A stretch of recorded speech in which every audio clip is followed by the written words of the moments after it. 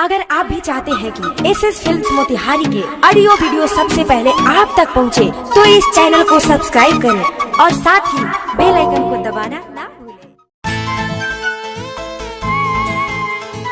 Saurabh digital recording studio Patna.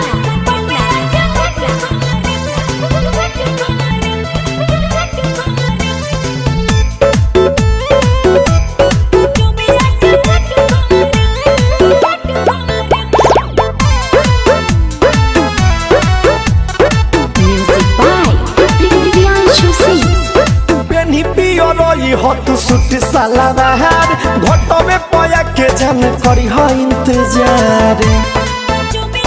ए जान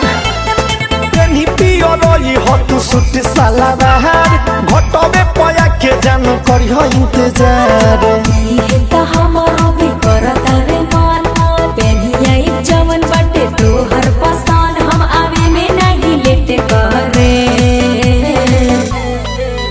सुना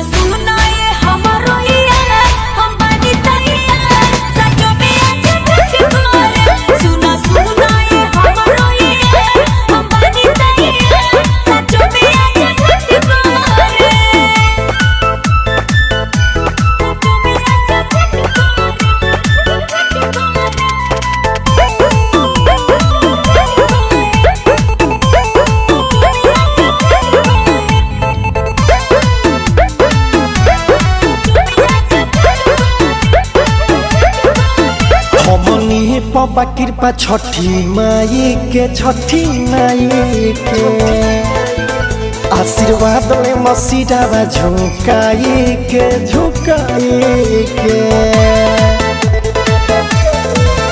हमनी पबा कृपा छठी माई के आशीर्वाद में मसीरावा झुकाई के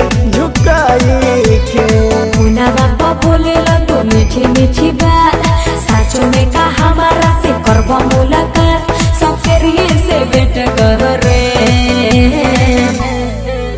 सुनो सुनो ये हमारो यार हम बनी तैयार साचो में आज भेंट करे सुनो सुनो ये हमारो यार हम बनी तैयार साचो में आज भेंट करे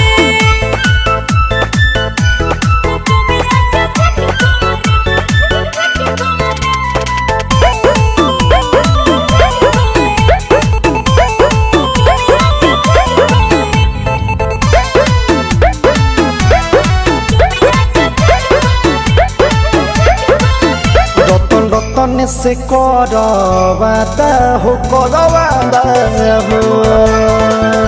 कहीं बदल तो न ले इरादा हो